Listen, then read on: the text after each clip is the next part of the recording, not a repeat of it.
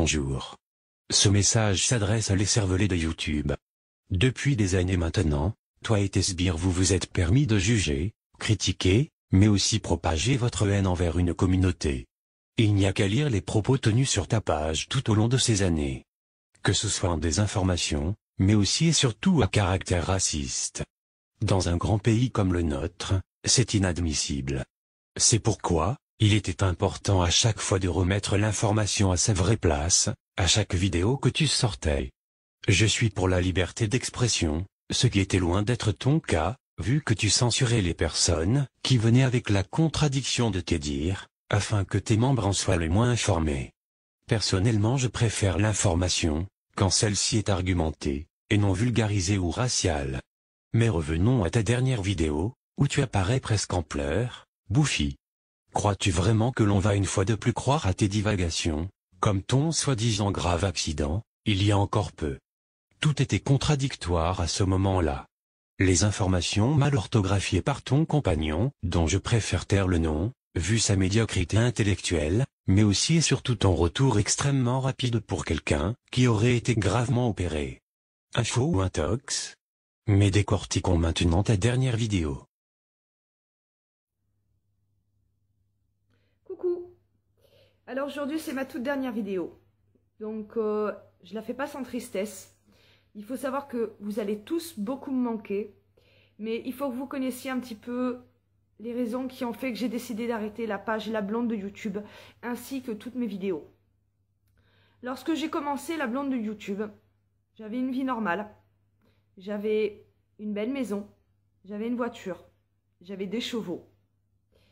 Et au moment où j'ai commencé La Blonde, c'est là que l'engrenage s'est mis en route. J'ai perdu mon travail pour commencer, à cause de La Blonde de YouTube. J'ai perdu ma maison.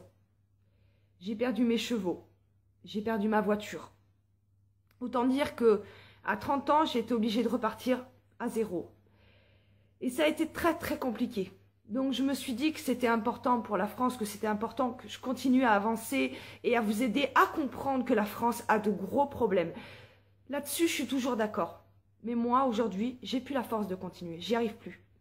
Je suis toute seule. Je n'ai pas d'aide. Donc je me retrouve avec un soutien minimum et vu la pression. Résumons donc ce début de vidéo. Si on écoute attentivement tes propos, tu avais donc travail, maison, voiture, et même, non pas un cheval, mais des chevaux, comme tu le dis. Ce qui n'est pas donné pour n'importe quel Français qui vit dans la précarité. Ça laisse présager que tu avais une excellente vie, vu le coût que cela représente pour entretenir ces animaux. En moyenne, 250 € par mois pour un cheval. Tu nous racontes aussi, que depuis la création de ta page Facebook, les ennuis auraient commencé. Que tu as perdu ton travail, maison, voiture, chevaux. Mais que je sache, personne ne t'avait obligé à faire cette page raciste. Et surtout vomir autant de haine. Sache quand même, que des millions de gens dans le monde ont ouvert une page Facebook sans pour autant avoir eu tous ces problèmes. C'est peut-être toi, le problème. Et non d'avoir fait cette page. Sûrement aussi la fainéantise que tu auras accumulée toutes ces années, en passant des heures justement sur ta page Facebook, au lieu de bosser. Vu les impôts et tout ce qu'il y a autour, toute cette conjoncture actuelle qui fait que nous, patriotes, devons nous taire.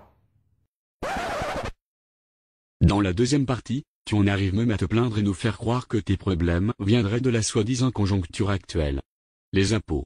Même si nous traversons un périple économique difficile, je ne pense pas que cette cause en soit le moteur. Sauf qu'il faut quand même te rappeler, qu'avec tes moutons qui te suivent sur ta page, eh bien vous vous faisiez un malin plaisir à cracher sur les fainéants que vous compariez presque à des parasites. Et là encore, ce n'était pas une question économique bizarrement, mais de couleur de peau. Tu nous parles aussi de ton obligation de te taire. Depuis quand? On demande aux gens de se taire. Pour ma part, c'est pas faute de t'avoir maintes fois prévenu de te tenir en garde suivant les propos racistes que tu tenais, et en parcourant souvent ta page, j'ai pu constater ne pas être l'unique. Mais voilà, tu préférais la censure, en bloquant les gens, à l'argument. Ce que beaucoup de tes membres ignoraient sûrement.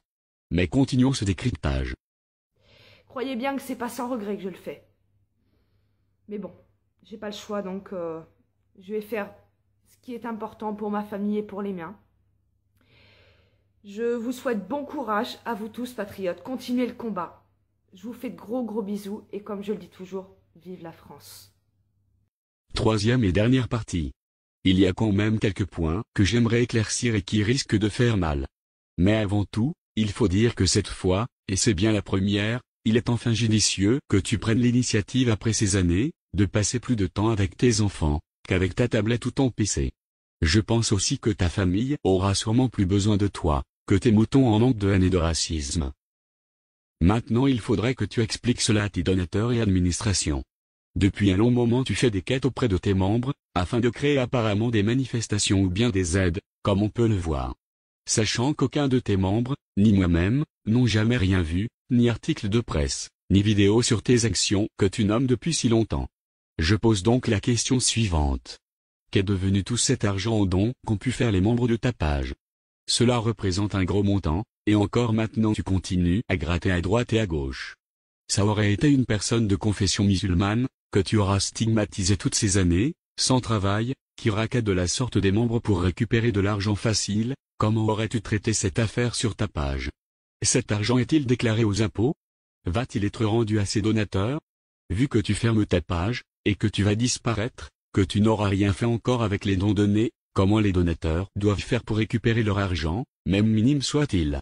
N'oublie pas, qu'eux aussi, sont sûrement dans la galère, et pourtant ils ont voulu te rendre service dans tes actions fantômes et mensongers. Point noir de l'actu et nous-mêmes, nous nous tenons garant de ne pas lâcher cette affaire. Nous sommes Anonymous, nous sommes Légion. Nous ne pardonnons pas, nous n'oublions pas. Redoutez-nous.